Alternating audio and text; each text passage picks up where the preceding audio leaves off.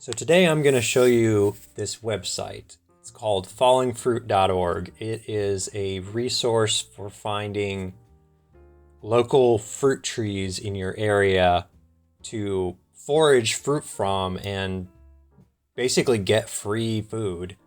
I used this as a way to find several varieties of trees to get cuttings from and propagate them. And instead of getting free food, my plan was to get free trees and then have free food forever, essentially. So I did just that. I used this to find local mulberry and fig trees and got some cuttings from them. And now I have started those trees and they have rooted, and you can check out a video I did about them.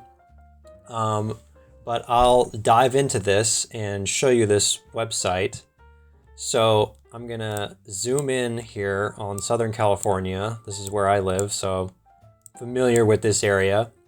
And I'll just zoom in until I start seeing some of the stuff that's available around here. So you can see all these little dots. These are listings for trees that have been identified in parks and along streets.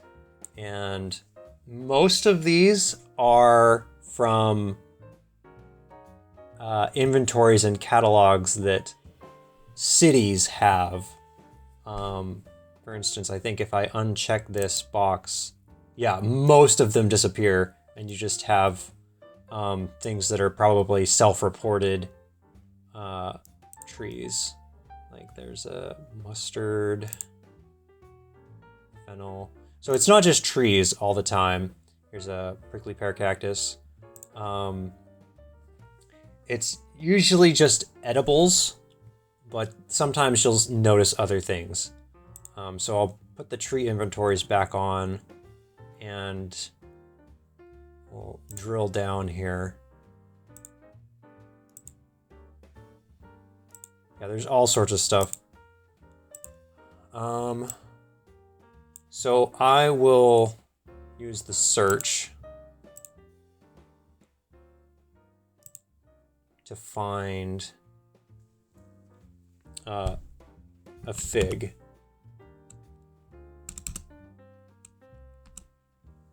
Let's try mulberry, actually.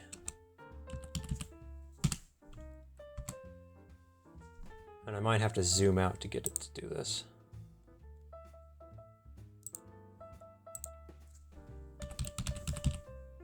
There we go. So there's one right there. So that's a mulberry tree. So you kind of have to get good with using this tool because it's not perfect. So once you find something, like here's the mulberry I was talking about, all of these white dots, currently you can't hide them and just show the dot that you are looking for.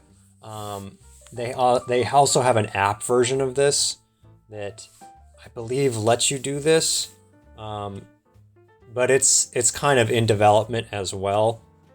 So if you're using this to find stuff, then you gotta just understand that it's a little bit janky sometimes, but it does work really well once you get the hang of using this tool. So the next thing is, once you've found something you're interested in, like here's a mulberry tree, I would say use the street view and get an idea for what you're up against if you're actually going to try to track this tree down IRL. So this one, I'll zoom in on this.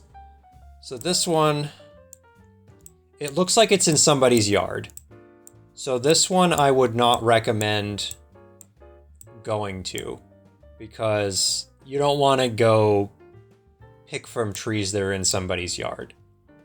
It's just kind of rude, and I just wouldn't do it, you guys. So I'm gonna backtrack and look for one that's in a park or a public place.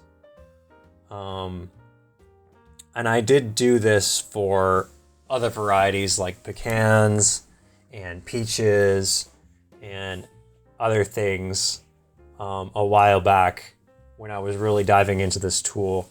And I was able to find these trees.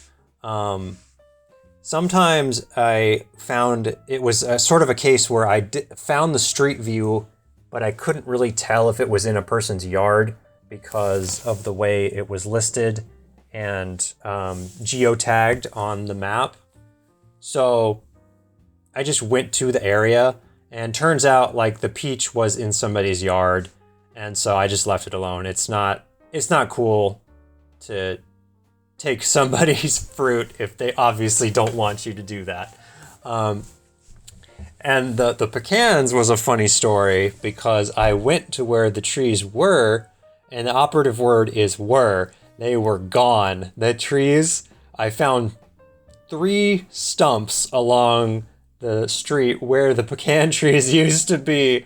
It was so sad. The other thing is, when you go to the Street View, it's a Google Street View, so you can use the dates in the Google Street View to kind of go back through time and watch these trees grow and see what they look like at different seasons as the Google Street View car comes by and takes pictures of them. It can be really interesting sometimes. And in the case of the pecans, I could actually see them on the tree in one of the pictures. It was really cool. So let me see if I can find one of these that is in a public place. This one, is this the same one I clicked on? Probably. It's not the same one, but it's still in somebody's yard. So let me do a big zoom out.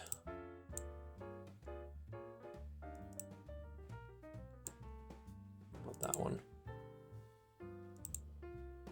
Somebody's yard, you don't want that.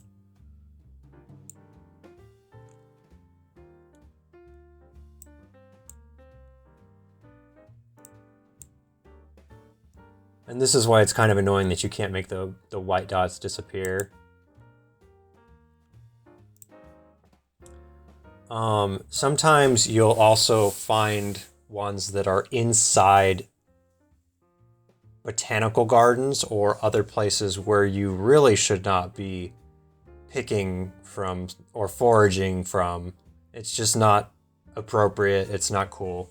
So you really have to gauge whether or not the tree you have located is one that is appropriate to forage from. So this one looks like it is in a park. Yeah, see, it's in a botanical garden. So let me check out this one here. This one you might be able to take from, because it's in the park itself. So that's just one example. But again, you could go to one of these things while it's not in season. You'd have to make sure to go to it while it's in season in order to get fruit from it. Or in the case of what I was looking for, just cuttings, really, just sticks from the branches to propagate trees. But yeah, this is fallingfruit.org. It's a really cool resource. You can scroll through here and look at all of these things that they have listed You might have to look up the scientific name for a particular tree or plant that you're looking for and punch that into the search, because it might not have the common name listed. Here's a carob. They're all over the place in Southern California.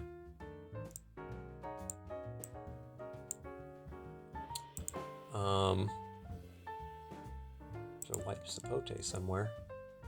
So one more thing I would add about using this tool is if you've found a tree that's listed on here, double check and do an identification of this tree yourself once you've found it, and make sure that it is what it's listed as. So the example that I have is I was looking for a elderberry tree locally in order to get cuttings from it and grow them at home. And there were elderberry trees locally in my, like a couple cities over, not too far. So I went over there and tracked these trees down, and something wasn't right about them when I finally was standing in front of it. The berries were a different shape and color than elderberries typically looked like. So I downloaded an app that helps you identify plants, and it told me it was an elderberry. And you can also use Google to do this. Google's really good at this. In some cases, it's better than the plant identification apps. Just take pictures of the plants you're trying to identify and Google image search, and it does a pretty darn good job of figuring it out for you. So both the plant identification app and Google told me that this tree was something else. It wasn't elderberry. It was, it still seemed to be edible, but it was not an elderberry tree. So the moral of the story is, if you find a tree, do some kind of identification work on your end, and don't just trust the identification of this website completely. I would do your due diligence and don't just trust that it's what it says is accurate. Because I ran into that actually a couple times. There was a quote-unquote elderberry tree in a botanical garden, and that one wasn't even right. It was, again, something else. It wasn't elderberry. So it's not infallible. So and the crazy thing is, both of those instances where they were wrong were trees that were identified as part of a catalog from the cities themselves. So someone that worked for the city had identified these trees as elderberry trees. So that's kind of crazy that, like, just regular guy, me, could take pictures of these things and they weren't elderberry, but probably like a botanist or something that worked for the city looked at these trees and was like, oh yeah, elderberry. So yeah. Anyway, that was a tangent. So this is a really good resource. Check it out, you guys. Play around with it. See if there's anything local. You can punch in your zip code or address and look at what's basically down the street from you and see if it's something that's available to just go and pick stuff from. Yeah, check it out. It's fallingfruit.org.